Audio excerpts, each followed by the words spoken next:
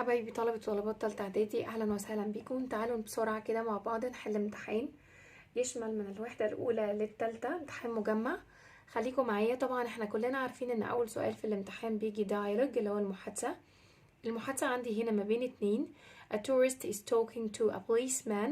السائح بيتحدث الى الشرطي او رجل الشرطة. tourist بيقول can you help me please. رد عليه رجل الشرطة قال له sure you can او yes sure. اي اجابة بتوضح الموافقة بتمشي صح تمام. بعد كده how can I go to the Egyptian museum. بيسأل عن كيفية الذهاب للمتحف المصري. انا عندي حلين هنا اقدر احلهم، يا اما اقول الوسيلة المواصلات او الوسيلة اللي انا اقدر اذهب بيها، يا اما اكتب وصف للطريق، ودي الاجابة اللي بفضلها. انا قلت هنا you can walk straight، تقدر تمشي على طول، then turn right، ممكن اقول then turn left. بعد كده number 3 في سؤال اتسأل فرد عليه قال له no it isn't very far. يبقى السؤال is it far or is it very far، هل هو بعيد قوي؟ قال له no it isn't very far. can I go there on foot، اقدر اروح هناك على رجلي. احنا نقدر نستنتج لان هو قال له it takes about 10 minutes to get there، تستغرق حوالي 10 دقايق عشان تروح هناك. يبقى اعتقد ان 10 دقايق ده وقت قليل، فممكن نقول yes you can go on foot. yes you can go on foot، تقدر تروح سيرا على الأقدام. بعد كده الإجابة it takes. احنا عايزين هنا سؤال بيسألنا عن المدة. احنا خدنا how long بتستخدم للسؤال عن المدة. how long does it take. how long does it take. نيجي لتاني سؤال عندنا هنا، هو عبارة عن قطعة واحنا هنملى الفراغات اللي موجودة فيها باستخدام الكلمات اللي موجودة أعلاها. الكلمات اللي عندي طبعا العنوان بيقول read and complete the text with words from the following list. do, market, botanical, go, in, at. My name is Judy. اسم جودي and I live in أسوان، وعايشة في أسوان. It's a busy city. لما أوصف المدينة أقول عليها busy يبقى مزدحمة. a busy city مدينة مزدحمة. about 1.5 million people and there is a lot to do. بيقولك عايش فيها حوالي 1.5 مليون من الناس وفي حاجات كتيرة نعملها هناك at the weekend، في عطلة نهاية الأسبوع. on Friday mornings، في صباح الجمعة. I sometimes، أنا أحيانا not shopping، go shopping، أذهب للتسوق. أسوان is a great place for this. أسوان مكان حلو قوي للكلام ده. There are lots of interesting shops، فيها محلات ممتعة. and I love going to the famous، بحب الذهاب famous يعني شهير أو مشهور. famous market، السوق الشهير. I also like to go to the garden at the nature reserve، اسمها botanical garden و nature reserve اللي هي المحمية الطبيعية. احنا خدناها في الأول botanical garden اللي هي الحدائق النباتية. نيجي لثالث سؤال عندنا في الامتحان، هو سؤال القطعة. بيقولي read the following then answer the questions. لازم القطعة دي تتقري كويس جدا جدا ونركز على كل تفصيلة فيها لأن هي اسمها comprehension، دي قطعة فهم لازم نفهمها علشان مش هنقدر نجيب الإجابة مباشرة في كل الأحوال. في حاجات بتيجي غير مباشرة بتعتمد على فهمك للكلام. Jenna loved bedtime، حبت وقت النوم. her dad always told her stories، باباها كان دايما بيحكي لها قصص. sometimes he told fairy tales، أحيانا بيحكي لها حكايات خيالية. sometimes he told animal stories، أحيانا قصص الحيوان. and sometimes he told sports stories، وأحيانا قصص رياضية. Jenna couldn't wait to hear dad's next story، ما كانتش قادرة تنتظر إنها تسمع حكايات باباها القادمة. but that night mom put Jenna into bed instead، مامة جانا هي اللي حطتها في الفراش instead يعني بدلا من باباها. dad is sick، بابا تعبان. mom told Jenna، قالت لها باباكي تعبان. but I can't tell you a story if you want me to، لو انتي محتاجة أو انتي عايزة كده. so mom told Jenna a story but it wasn't the same. مامتها حكت لها قصة بس ما كانتش بنفس الطريقة طبعا اللي باباها بيحكي لها بيها. she felt sad، شعرت بالحزن. she didn't want dad to be sick، ما كانتش عايزة باباها يبقى تعبان. and she missed story time، وافتقدت وقت الحكايات with dad مع باباها. she thought يعني اعتقدت maybe ربما dad missed story time، ان باباها هو كمان بيفتقد وقت الحكايات. to ايضا this gave her an idea، ده ادها فكرة. جانا hopped out يعني قفزت، خلي بالك هيسألك عليها بعدين. of bed من السرير. she went to dad's room، راحت حجرة باباها. she knocked on the door، خلي بالك الكي silent. knocked on the door يعني طرقت على الباب، خبطت على الباب. come in dad said. when Jana opened the door، لما فتحت الباب dad smiled weakly يعني بضعف، هو تعبان طبعا. I'm sorry I'm going to miss story time tonight، وبيقول لها أنا آسف أنا هفتقد وقت الحكايات الليلة. Jana sat on dad's bed، قعدت على سرير باباها. no you won't، قالت له لا مش هتفتقدها. I'm going to tell you a story، أنا سوف أخبرك قصة.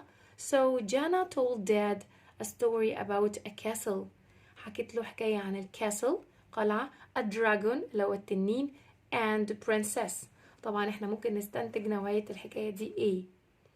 dad loved the story، بابا حب القصة. and he fell asleep، وراح في نوم عميق. with a smile on his face، بابتسامة على وجهه. get well quickly dad، يعني خف بسرعة يا بابا. جانا whispered، وشوشته. whispered يعني همست. تعال نشوف بقى الأسئلة بتاعتنا اللي على القصة ونركز مع بعض. أول سؤال عندي بيقول why didn't Jana's dad put her into bed؟ why didn't، خلي بالك ده سؤال منفي، ليه ما حطهاش في الفراش؟ because he was sick that night، عشان الليلة دي كان هو تعبان.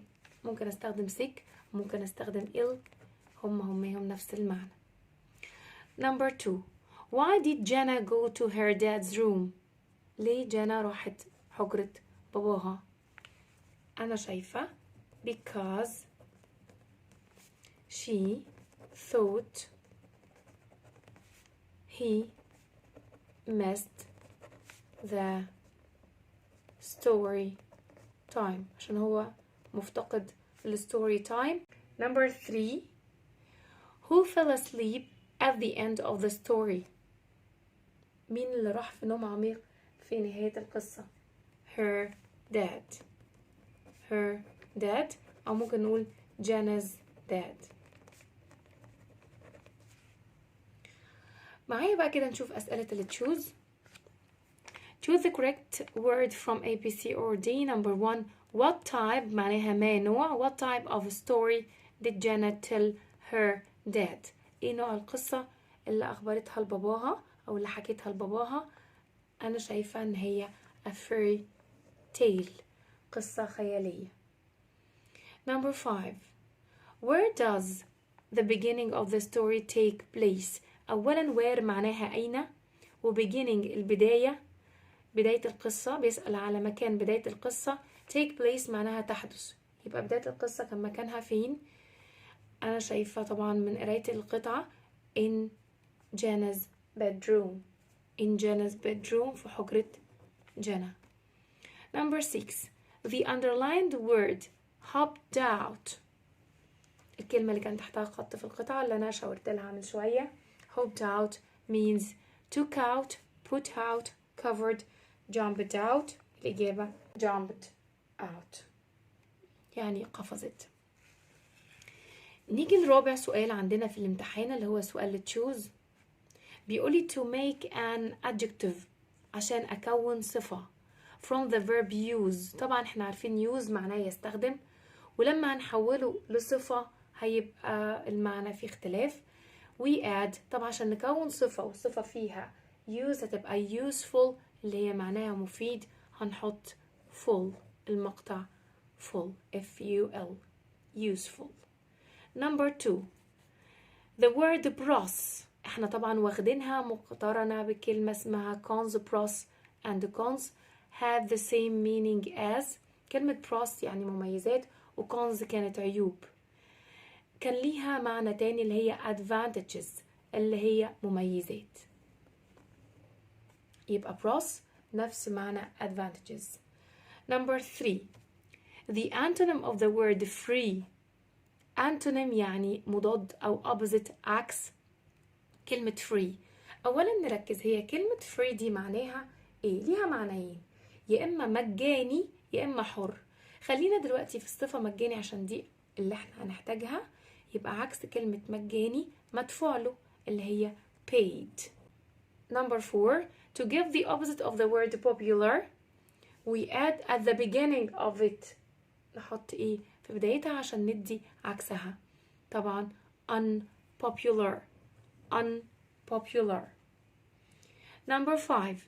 A or an is a group of questions. هو مجموعة من الأسئلة that you ask people to find out information اللي بتسألها الناس عشان تحصل على معلومات about something عن شيء ما. دي بنعملها اللي هي survey. استبيان. survey. سادس سؤال عندي. This is a lovely dress. ده فستان جميل. The word lovely كلمة lovely هنا means terrible فظيع, beautiful جميل, ugly قبيح, polite مهذب. طبعا نختار beautiful اللي هي جميل. نيجي السؤال اللي قبل الأخير اللي هو complete the sentence with the correct form of the words in brackets. طالب منك هنا تصحح الكلمات اللي بين الأقواس. Number 1. The train to Port-Said leave this station at 3:15. عايزني أصحح الverb leave. طبعا هيبقى leaves. ليه هيبقى leaves؟ طبعا أنا محتاجاها present simple لأن احنا واخدين في الوحدة الأولانية الحاجات اللي بتخص المواعيد الثابتة، مواعيد قطارات، مواعيد برامج سينمات، مواعيد حصص مدرسية، بستخدم لها المضارع البسيط. يبقى leaves. My sister was born حطت لك at December 27th. نخلي بالنا من 27th دي اللي هي اليوم، يعني في اليوم 27 من شهر ديسمبر. احنا كلنا عارفين ان ايام الاسبوع بتسبق ب on، يبقى هنا قصده في اليوم 27 من شهر ديسمبر on. تالت سؤال عندي my phone تليفوني ماله بقى؟ حطيت لك الverb break while I was walking down the road. طبعا احنا كنا قايلين ان احنا نقدر نستخدم while اللي هي معناها بينما، بتربط ما بين حدثين احدهما كان مستمرا طبعا والتاني جه قطعه. اللي قطعه هنا حدث الكسر بتاع الموبايل، اللي كان مستمر ماضي مستمر اللي هو was aware verb ing، والحدث التاني هيبقى ماضي بسيط هيبقى broke. يبقى my phone broke while I was walking down the road. Number 4. This shop المحل ده is حطت لي either ممكن ننطقها either or either interesting nor cheap. طبعا عندي كلمة nor نورت لي الإجابة بصورة واضحة جدا. Let's go to a different one. يلا نروح مكان مختلف أو محل مختلف. معايا بقى هنا الإجابة هتبقى neither أو إحنا هنقولها neither. neither or neither nor أو neither nor. Number 5. The walk over the mountain يعني المشي فوق الجبال mountains مشي فوق الجبال was beautiful كان جميل but it was very tiring. حط هنا صفة فيها ing وطبعا احنا عارفين لما يكون آخرها e بنشيل ال e ونحط ing. وكلمة tiring هنا معناها شاق أو مجهد. احنا فرقنا ما بين الصفات اللي بتنتهي ب ed والصفات اللي بتنتهي ب ing. الصفات اللي بتنتهي ب ed بتوصف الإحساس أو الشعور. الصفات اللي بتنتهي ب ing ممكن توصف الأشياء وأحيانا تصف الأشخاص. آخر سؤال عندي هو write a paragraph of 110 words on it transport in your city اللي هي وسائل المواصلات في مدينتك. طبعا حضرتك تقدر تكتب جمل متنوعة عن الموضوع ده، ودي قواعد بتكتب بيها الباراجراف، احنا قلناها اكتر من مرة. ربنا يجعل التوفيق حليفكم. Thank you and bye bye.